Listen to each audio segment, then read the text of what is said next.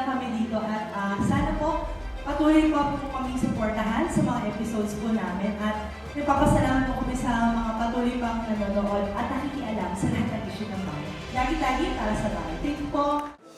Yes, so nagbabalik ang Schoolmates and we are back at it again. Kasama ang ating mga sina Rob, James, and Trish. So, on the last part of our segment, kasi nabitin tayong lahat, di ba? No? So medyo bibitinin din namin kayo. Abangan kung may part 2. Takeaways nyo na lang, guys. Ang tingin nyo ba on Gen Z relationships at the age of digital or social media? How do you think we should be using social media to get to know and further relationships right now? Rob?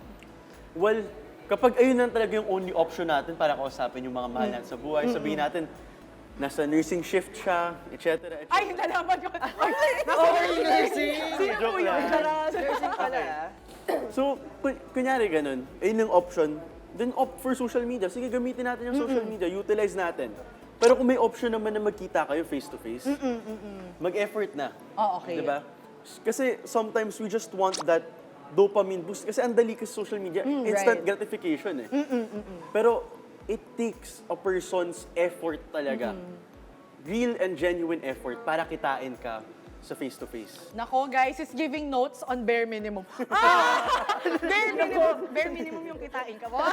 Thanks, Rob. Trish, ikaw naman from a girl's perspective, what do you think about it? Ako medyo i-angle ko lang yung magiging sagot ko. Kasi may mga tao talaga na alam kong they can present themselves better through social media.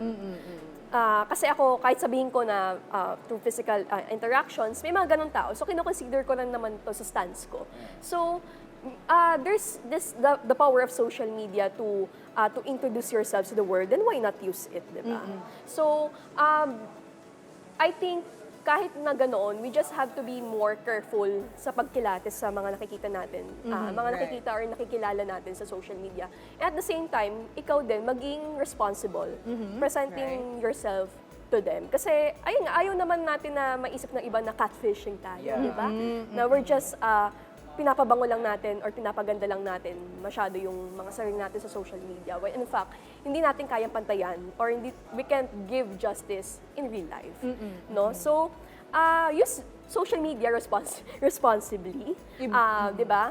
In the height or in the age of online dating, ganon. So, this is just an advice to everyone, especially to the youth na maging responsible when we use these platforms. Yes. Iba yung responsibility and accountability din, no? Kasi iba rin yung pagkakilala mo talaga in real person. Medyo kaya mag-vouch, kaya magsabi na, uy, okay talaga yung person. Versus in social media na binibase mo lang lahat sa reacts, sa likes, diba? Sa ano lang yung sinishare ng person na yun. So, ikaw naman, James, ano yung advice? Nag-advice session. Ano naman take mo on like Gen Z relationships in the age of social media? Ako naman, yung take ko, I do cherish yung face-to-face dates. Kasi as long as napag-uusapan nyo siya, like dapat may set kayo, kunwari this week, dapat may set date kayo na kung saan, i-block nyo yun. Dapat sa mismong araw na yun, date natin yun, baby time yun. So, napag-uusapan yan. So, ang tip ko lang siguro sa mga schoolmates natin na nanonood today, in relationship, dapat meron kayong open communication. Open communication in terms of all aspects. Kasi kunwari, dapat natin unawain na may kanya-kanya tayong buhay. May kanya-kanya rin tayong life and time. Dapat hindi lang tayo umiikot sa isang tao. Meron tayong buhay eh. So, dapat ipaunawa mo yun sa kanya. Yes, studies first daw, sabi ni Trish.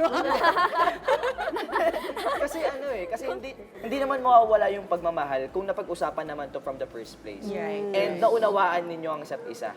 Kung hindi siya makapag-reply at that moment, pero sinabi niya naman sa'yo na busy siya, may work siya, ganon, maging kontento ka sa bagay na yun. Kasi tinanggap mo yun eh. Minahal mo siya na may ganon siya eh. So, who are you para baguhin siya sa ganong aspect? Eh, nakilala mo siya na ganon na siya eh. Right. Diba? Nagigets niyo? Parang, kung totoong mahal yung tao, unawain mo siya.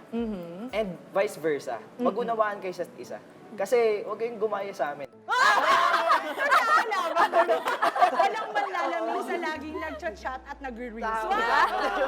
Update din pag may time. Pero thank you so much, Rob, Trish, and James. So sobrang I had fun. And I'm pretty sure na yung mga social media netizens natin, sa mga schoolmate netizens natin dyan, ay nag-enjoy din sa topic na ito. So abangan kung may part 2.